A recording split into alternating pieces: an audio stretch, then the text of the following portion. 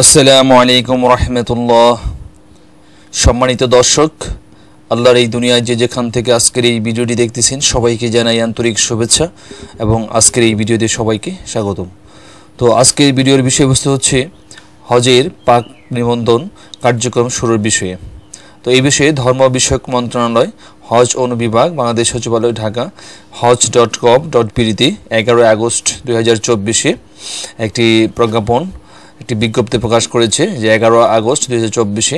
তো চলুন দেখি বিজ্ঞপ্তিতে কি বলা হয়েছে।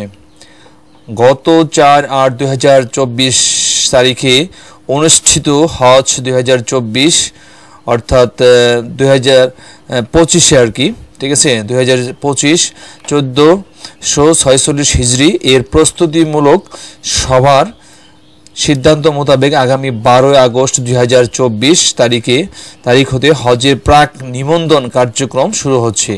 প্রাক নিবন্ধনের ভাউচার মূল্যে সরকারি ও বেসরকারি উভয় মাধ্যমের হজে গমনিচ্ছুকগণ হজ কার্যক্রমে সম্পৃক্ত ব্যাংকে 30,000 টাকা জমা প্রদানপূর্বক প্রাক নিবন্ধন করার জন্য নির্দেশক্রমে অনুরোধ করা হলো।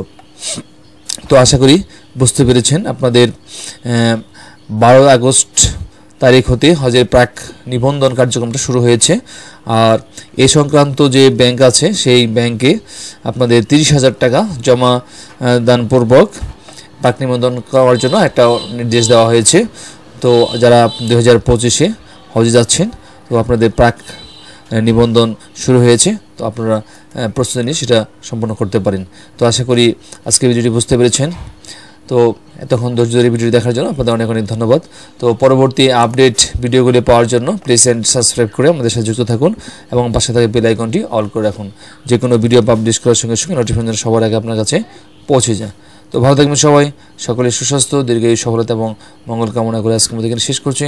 ধন্যবাদ সবাইকে। আল্লাহ হাফেজ। আসসালামু আলাইকুম রহমতুল্লাহি ওয়া বারাকাতুহু।